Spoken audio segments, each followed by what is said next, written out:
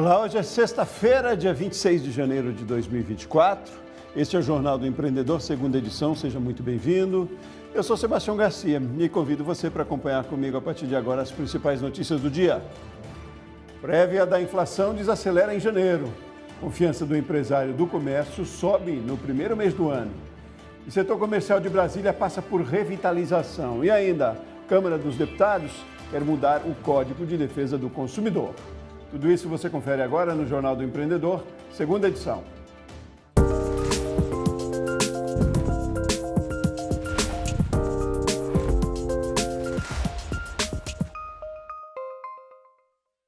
O IPCA 15, o índice que funciona como uma prévia da inflação oficial do país, foi de 0,31% em janeiro. Em dezembro, a mesma taxa havia sido de 0,40%. E em janeiro passado, 0,55%. Dos 9 grupos pesquisados pelo IBGE no primeiro mês do ano, 7 tiveram alta. O de alimentação e bebidas teve a maior variação, 1,53%. Saúde e cuidados pessoais registrou alta de 0,56%, acelerando em relação ao mês anterior, quando registrou 0,14%. Habitação registrou alta menos intensa em janeiro, 0,33%. E o grupo transportes caiu 1,13%. E a alimentação no domicílio subiu 2,04% em janeiro. Só a batata inglesa teve alta de quase 26%. A companhia aérea Gol entrou com o pedido de recuperação judicial nos Estados Unidos.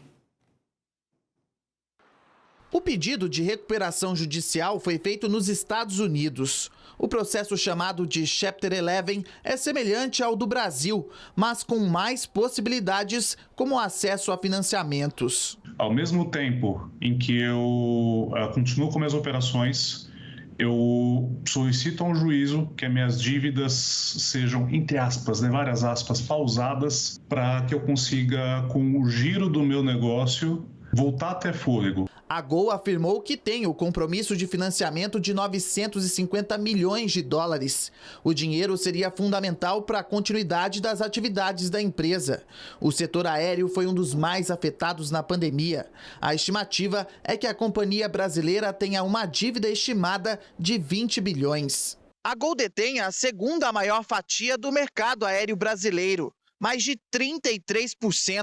A companhia garantiu que a operação vai seguir e que vai manter o número de voos e que clientes e funcionários não serão afetados. Quem vai ser afetado são os credores. A Boeing, a empresa americana, certamente vai sentir isso. Fornecedor de combustível vai sentir isso. Outros fornecedores vão ser impactados, mas você, consumidor, não vai ser impactado.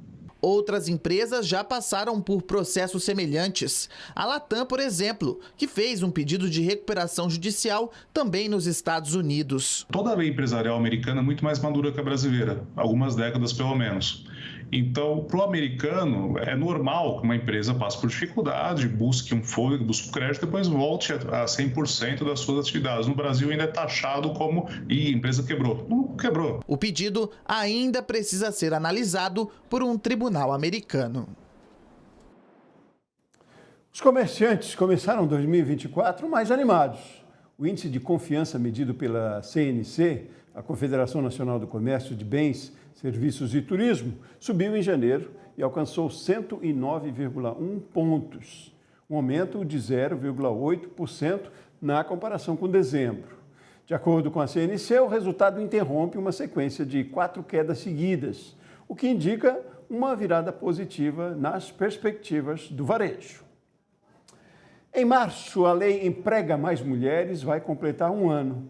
Ela foi criada para garantir melhores condições de trabalho e formas de conciliar as atividades profissionais das mulheres com as responsabilidades familiares.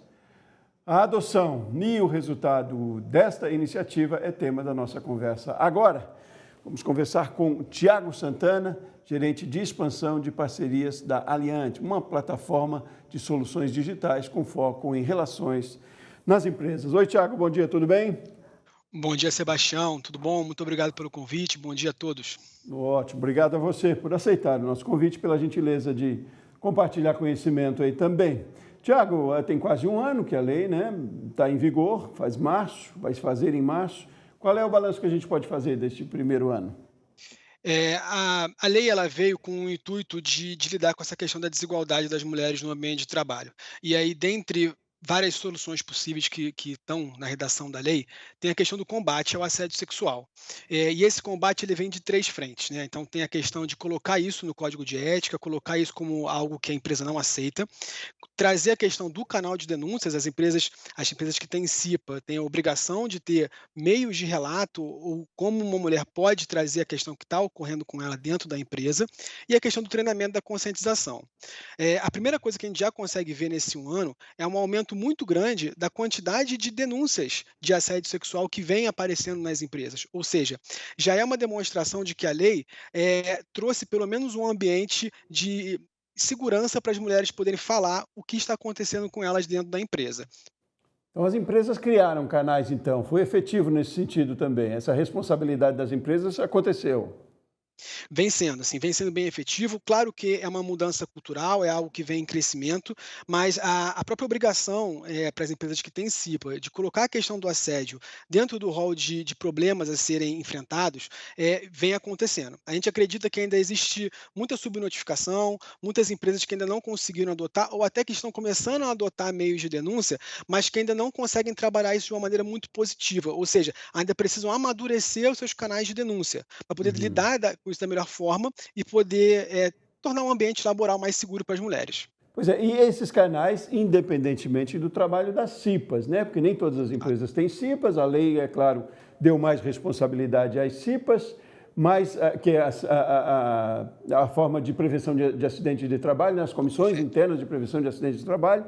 Mas, enfim, independente das CIPAs, as empresas criaram esses canais, e independente do porte das empresas também, né? Não é uma responsabilidade só das comissões, né, Tiago?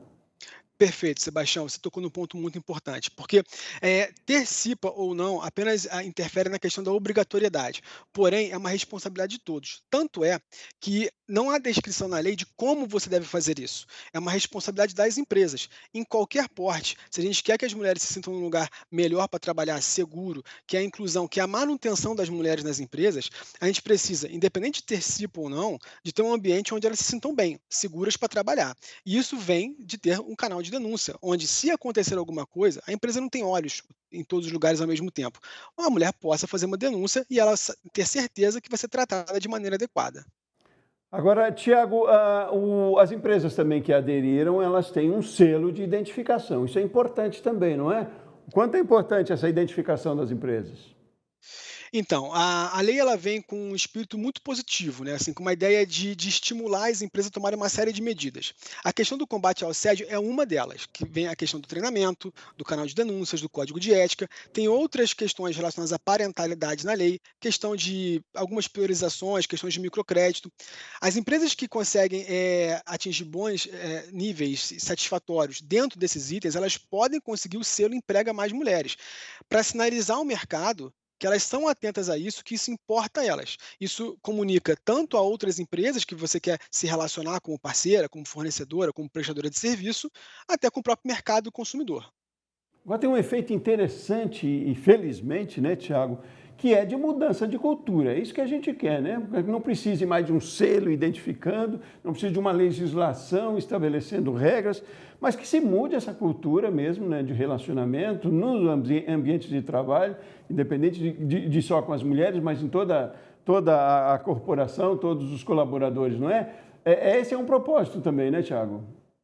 Eu acho que esse é o propósito principal. Assim, a gente tem a questão das mulheres, claro, mas ainda existe uma cultura muito forte que naturaliza a intimidação, não tratar bem a pessoa com educação, uma questão que envolve lideranças e liderados. Então, tudo isso precisa ser combatido. E, para isso, você precisa de uma transformação cultural.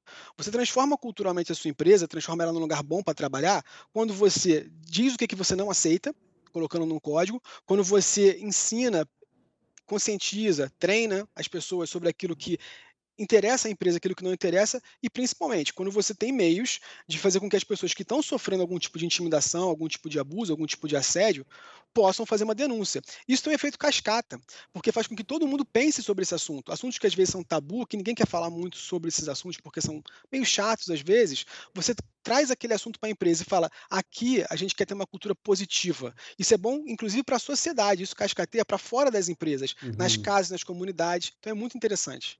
E não há justificativa nenhuma para que não se faça, né, Tiago? Não é uma questão de investimento, né? Eu digo pela demanda que vocês têm na Aliante, no trabalho que vocês fazem com outras empresas, qual é o gargalo, ou se existe ainda justificativa para que não se implante programas de integridade ainda com mais eficiência? O que está faltando? Eu acho que falta um pouco de conhecimento em relação à facilidade de fazer isso. Quer dizer, a gente tenta criar formas, plataformas e meios de que isso seja descomplicado para todo mundo, para as empresas poderem fazer isso sem que isso seja um grande encargo, uma nova grande burocracia que se coloque no dia a dia delas.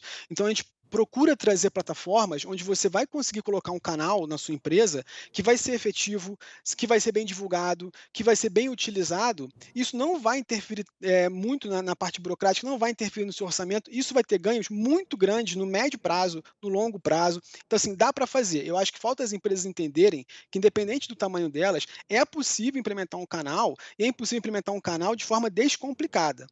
E Uhum. é esse tipo de mensagem que é importante para isso se espalhar cada vez mais. Pois é, e quando você fala em ganhos, são ganhos mesmo, né? É métrico, isso com o tempo se percebe, né, Tiago? É para além do conceito e da necessidade que se tem, né? Mas é possível mensurar hoje em dia o quanto esses programas retornam, né, efetivamente para a receita da empresa, não é?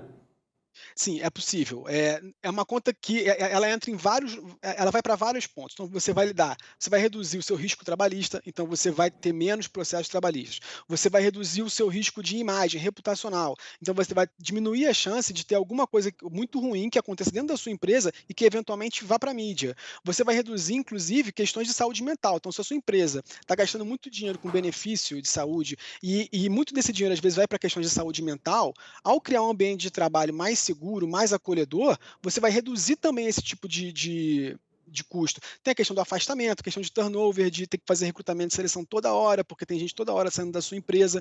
Então, você vai conseguir medir financeiramente o resultado positivo de criar um ambiente melhor para a sua empresa, através de um canal, de um código de ética, de um treinamento. Ótimo. E aí, Tiago, nesse processo também, qual é a responsabilidade ou a participação do colaborador? E aí, especificamente aqui das mulheres também, para que efetivamente essa cultura vá mudando? É isso, sim. Quando a gente está numa situação onde há muita desigualdade, para algumas mulheres acaba parecendo que é mais difícil fazer alguma coisa e poder agir sem ser retaliada, sem ter algum tipo de consequência negativa para ela. Então é importante que, ela havendo um canal de denúncia, ela entenda que ela pode denunciar, que ela utilize aquilo de uma maneira correta. Os canais, eles têm a possibilidade de denúncias anônimas, então ela vai poder fazer aquilo sem risco de retaliação. Então é importante que ela utilize os canais relativos a isso, que ela também construa esse ambiente e também não reproduza alguns comportamentos dentro da própria empresa, porque o que a gente vê muitas vezes são líderes que são operacionais, estão ali trabalhando e quando são promovidos e se tornam líderes, eles reproduzem comportamentos muito tóxicos para o ambiente de trabalho. Então, esse tipo de consciência, o que eu estou fazendo? Como eu estou agindo na empresa? Será que eu estou colaborando com um ambiente tóxico? Esse tipo de coisa a gente também tem que ter uma autocrítica. Então, assim, utilizar os canais e observar o próprio comportamento. Acho que essas são as dicas principais. Ótimo. Bom, se quem não começou ainda, talvez o mês de janeiro aí pelo alerta da campanha do Janeiro Branco, que é um janeiro dedicado aí, um mês dedicado a se pensar mais na saúde mental, seja um bom momento, né, Tiago? Oportuno agora essa conversa, né?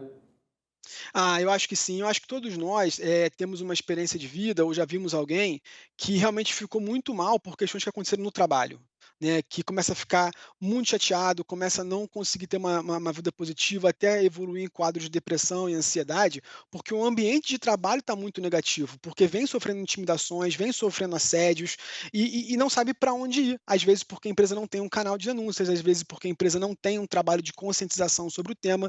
Então, esse Janeiro Branco, que fala sobre a saúde mental e que faz com que a gente dê uma atenção especial para isso, é mais um ponto importante que fala assim: vamos falar sobre ter um canal, vamos falar sobre dar um lugar para as pessoas que de repente estão sofrendo e a gente não está vendo e que estão evoluindo num quadro muito negativo para a saúde mental, um lugar para elas poderem falar e para a empresa poder agir, porque a empresa, para agir, ela precisa saber que tem alguma coisa acontecendo. E às vezes a gente, das nossas empresas, não sabe. A gente precisa realmente de um canal para isso chegar até nós.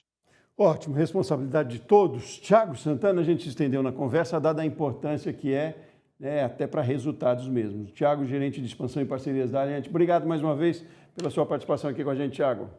Muito obrigado, Sebastião, e um abraço a todo mundo, uma excelente sexta-feira. Muito obrigado pelo convite. Muito bem, e olha, atenção empreendedores do estado de São Paulo. O curso do protocolo Não Se Cale segue com inscrições abertas. Lançado há 6 meses pela Secretaria Estadual de Políticas para a Mulher, ele prepara trabalhadores de bares, restaurantes, casas de eventos e espetáculos para lidar com situações de violência contra a mulher. O curso, que é exigido por lei estadual, é totalmente online e pode ser feito conforme o ritmo de disponibilidade de cada profissional. Outras informações estão no site mulher.sp.gov.br. Vamos fazer um intervalo rapidinho. No próximo bloco, o projeto de lei prevê compensação em dobro para consumidor quando a empresa descumprir publicidade. Assunto para daqui a pouquinho. A gente volta já já.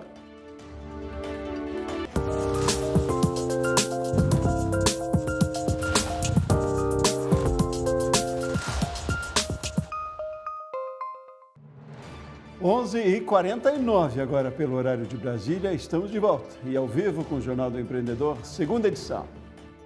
Olha, com a quantidade de produtos e serviços disponíveis no mercado, tem empreendedor apostando em vendas diversificadas. Confira na reportagem de Camila Xavier.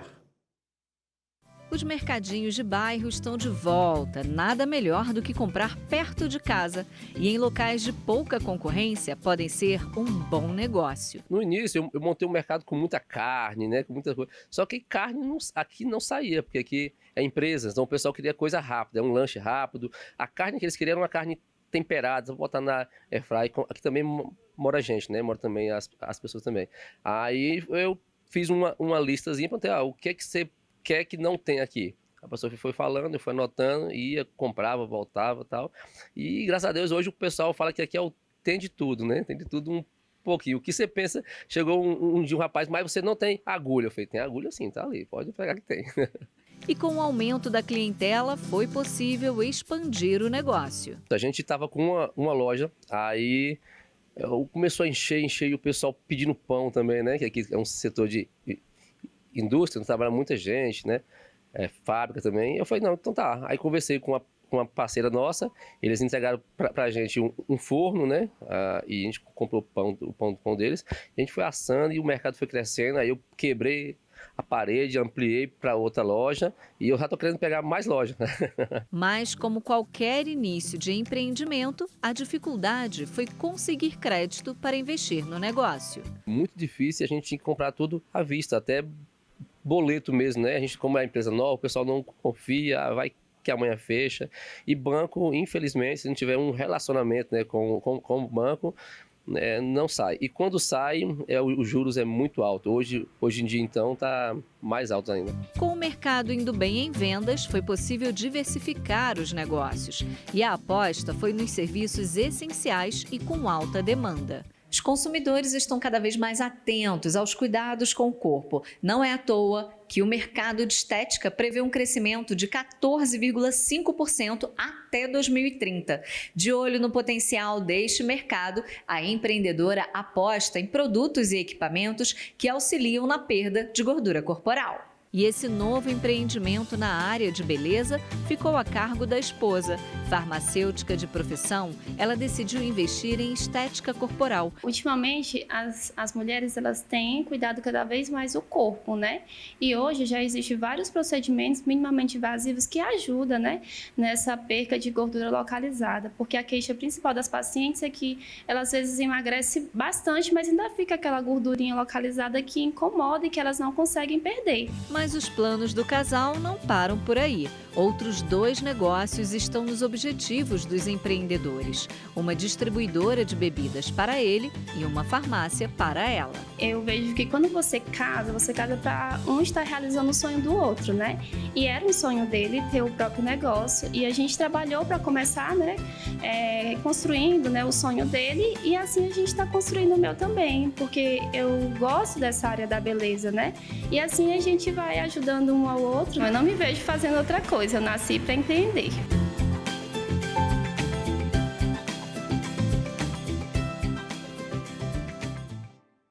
A Câmara dos Deputados quer mudar o Código de Defesa do Consumidor.